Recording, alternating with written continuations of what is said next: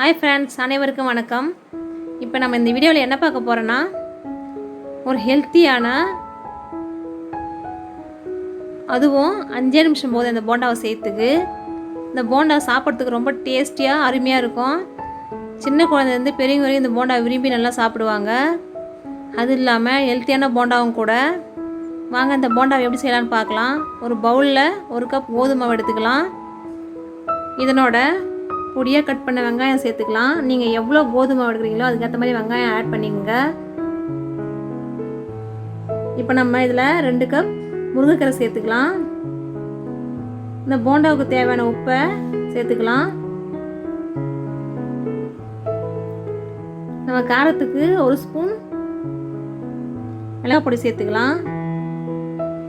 உங்களுக்கு மிளகாய் பொடி சேர்க்க விருப்பம் இல்லைன்னா காஞ்ச மிளகாயோ இல்லை பச்சை மிளகாயோ விழுதாக அரைச்சி சேர்த்துக்கலாம். அப்படி இல்லைன்னா பொடியாகவும் கட் பண்ணி சேர்த்துக்கலாம். இப்போ நான் கொஞ்சம் கொஞ்சமாக தண்ணி விட்டு போண்டா மாவு பதத்துக்கு மாவை நல்லா பிசைஞ்சு எடுத்துக்கலாம். இப்போ முருங்கீரை ஒன்றோட ஒன்று மாவோடு கலந்து வரணும்.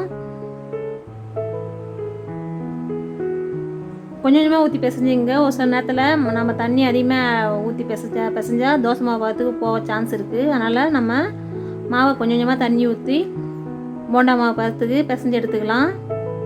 பொதுவாக குழந்தைங்க ஒரு சில குழந்தைங்க கீரையை விரும்பி சாப்பிட மாட்டாங்க. அப்படியேப்பட்ட குழந்தைங்க இதை மாதிரி போண்டாவை செஞ்சு கொடுத்தா நல்லா விரும்பி சாப்பிடுவாங்க. நம்ம எல்லாத்துக்குமே தெரியும் முருங்கைக்கீரை எவ்வளோ நியூட்ரிஷன் வேல்யூ இருக்குதுன்னு.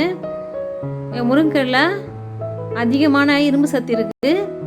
அது நோய் சக்தியை தூண்டுகுது. அதனால் முருங்கைக்கீரை நல்லா குழந்தைங்களுக்கு நிறைய இது மாதிரி போண்டா மாதிரி செஞ்சு கொடுங்க. இந்த போண்டா செய்யறது ரொம்ப ஈஸி. நம்ம வீட்டில் இருக்கிற பொருளை வச்சு இந்த போண்டா செஞ்சிடலாம். 1 கப் கோதுமை மாவும் கொஞ்சமாக முருங்கைக்கீரையும் ஒரு 2 வெங்காயமும் இருந்தால் போதும். இந்த போண்டா ஈவினிங் ஸ்நாக்ஸுக்கு ரொம்ப அருமையாக இருக்கும். அதுவும் டீயோடு சாப்பிட்டு பாருங்கள். ரொம்ப டேஸ்டியாக சூப்பராக அட்டகாசமாக இருக்கும்.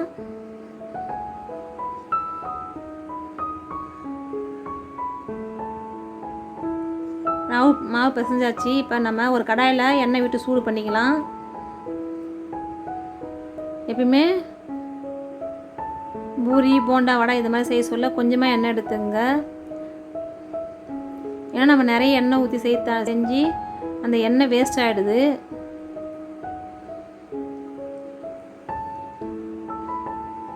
இப்போ நம்ம போண்டாவை போட்டு வேக வச்சு எடுத்துக்கலாம்.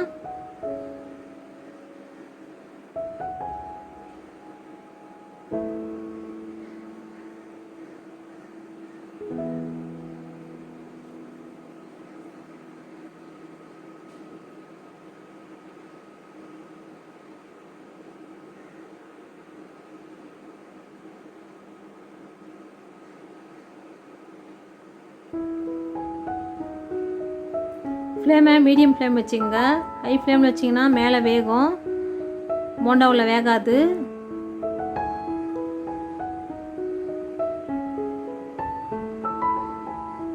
நம்ம போண்டாவை நல்லா திருப்பி விட்டு வேக வச்சுக்கலாம். இந்த போண்டா உண்மையாக செம்ம டேஸ்ட்டாக இருந்தது. நல்லா மேலே கிரிப்ஸியாகவும் சாஃப்டாகவும் இருந்தது.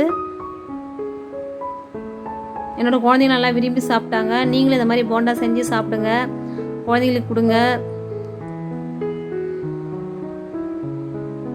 போண்டா வெந்துருச்சு, எடுத்துடலாம். நம்ம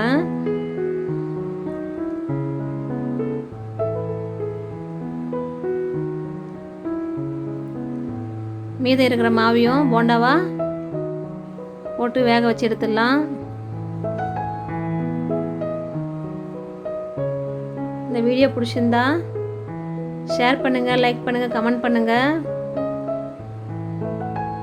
புதுசாக பார்க்குறவங்க நம்ம சேனலை சப்ஸ்கிரைப் பண்ணுங்கள். தேங்க்ஸ் ஃபார் வாட்சிங்.